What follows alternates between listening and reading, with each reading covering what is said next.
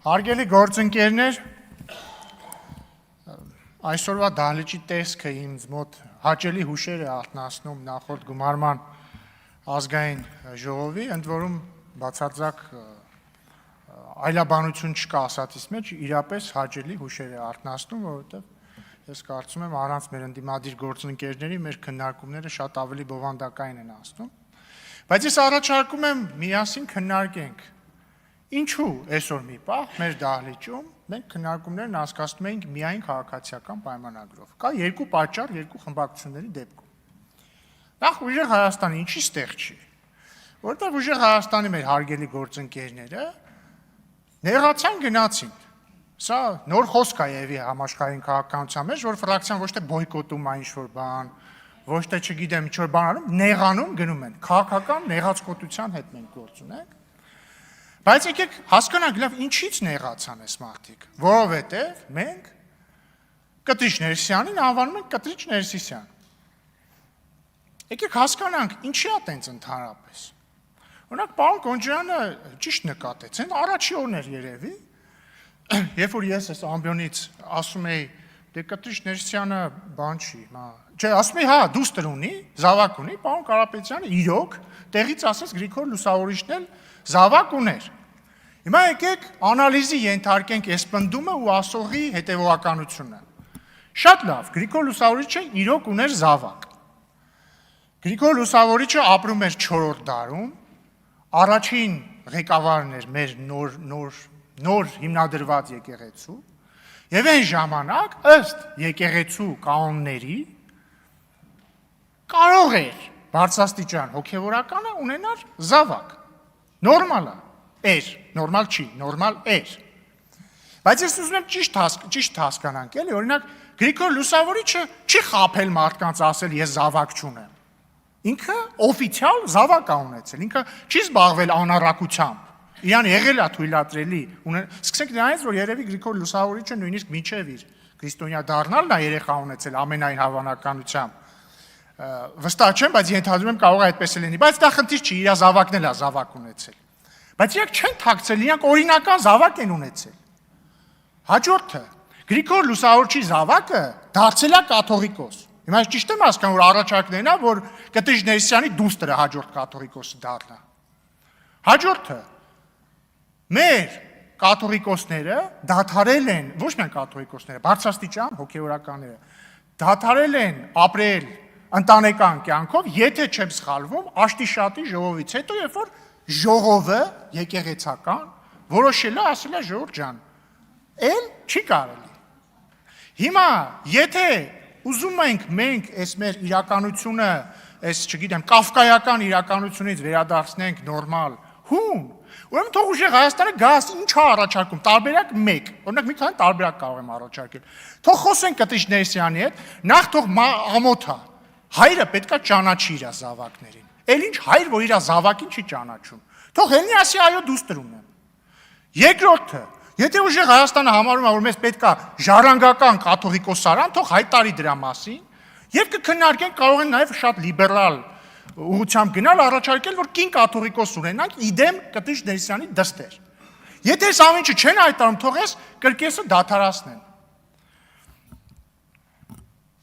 Հաջորդը այդ դմդմփացնելու հետ կապված։ Նայեք, օրինակ ազգային ժողովի պատգամավորը կամ ազգային ժողովի նախագահը, փոխնախագահը, վարչապետը ի բնե իրանք կոնսենսուսային կերպարներ պարտավոր չեն լինել։ Իրանք պետք է լինեն կերպարներ, որոնց վստահել է մեծամասնությունը կամ կոալիցիոն մեծամասնությունը։ Ոչ ոք չի ակնկալում, որ Անդրանիկ Քոչարյանին պետք է բոլորը սիրեն։ Մի մասը պիտի սիրի, մի մասը չպիտի սիրի, այդ հարաբերակցությունն էլ պարոն Քոչարյանից եւ մեզնից է կախված։ Բայց մի գահ, որը կոչվում է ամենայն հայոց կաթողիկոսի գահ, մի պաշտոն, որը կոչվում է ամենայն հայոց հայրապետ, մի քանի բան նշանակում, որ այս մարդը պետք է լինի ամենայն հայոց, բոլոր հայերինը, ոչ թե Քոչարյանինը, Սամվել Կարապետյանինը, Սերժ Սարգսյանինը եւ իր KGB-ի ագենտ եղբորինը։ Եվ ինքնին այն փաստի բերման, որ 700,000 քաղաքացուց ավել քվեարկել է մի քաղաքական ուժի, որ ասում է մենք այս մարդուն պետք է հեռացնենք, կամ ինքնին են փաստը, երբ որ այդ մարդու անունը անդադ հնչում է, այս կամ այն կերպ անդադ դղրդոցներ են հնչում ազգային ժողովում, նշանակում ենք ամենայն հայոց չի, ինքը պարակտիչ է։ Եվ ինքը պետք է հեռանա հանուն դրա այն մնացած պատճառները մի կողմ թողենք, չեն ընդունում այդ մարդը։ Ու մի տարօրինակ իրավիճակ է ստեղծվում, այսինքն մեր եկեղեցու ղեկավարը մի մարդ, ում անունը չի կարելի տալ։ Հասկանում եք, այն բան կար, չէ՞, գեղարվեստական գրականության մեջ, ասենք, Հարի Փոթերի մեջ, նա ում անունը չի կարելի տալ։ Բան Լորդ Վոլենդեմորտն է դարել այդ մարդը, Դարթ Վեյդերն է դարել այդ մարդը, դա նորմալ չի։ Մեր ուժեղ Հայաստանի գործընկերները ասում են, դուք վիրավորում եք մեր կրոնական զգացումները։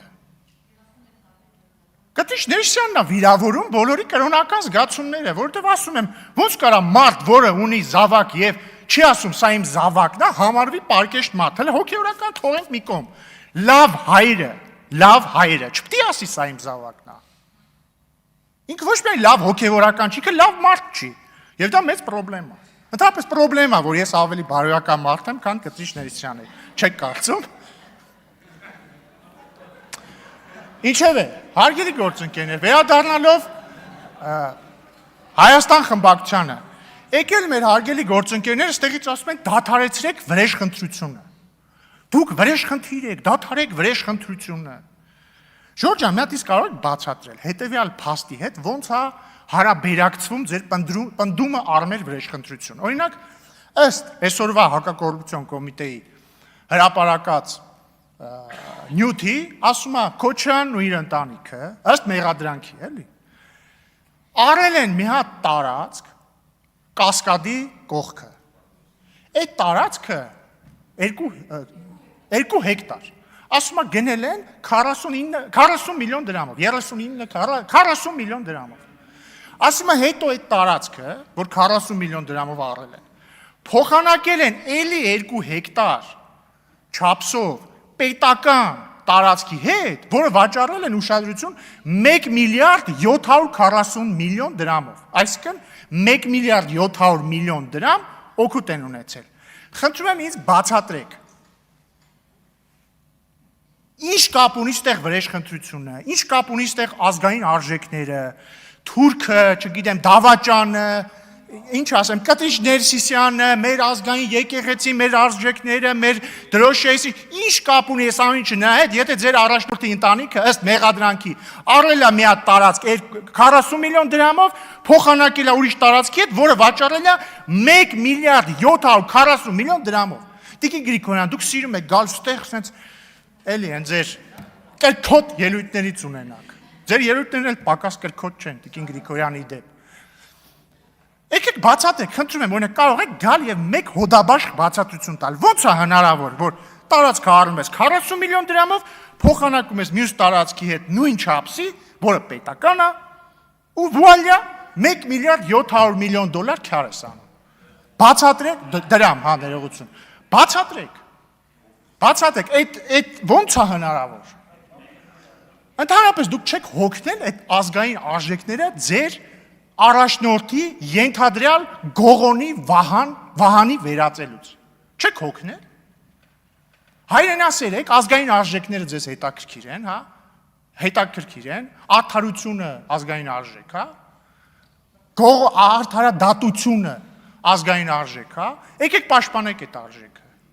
Այսօր եկեք, խնդրում եմ, եթե դուք բոլորդ ազնիվ եք, այն ամեկը կար, չէ, ասում էր թալ բանը, ինչ է, ապօրինի գույքը պետք է վերադարձվի։ Եկեք ասեք այդ 1 միլիարդ 700 միլիոն դրամը ո՞նց է առաջացել։ Բայց այո, սա վրեժխնդրություն է, սիրելի բարեկամներ։ Արդարադատությունը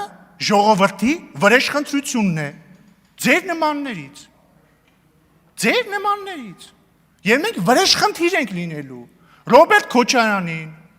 այլ ենթադրյալ կոռուպցիոներների, բոլորին հատ վրեժխնդիր ենք լինելու։ Որովհետև, ոնց էր ասում, երանի նրանց, որ քաղցն ու ծարավն ունեն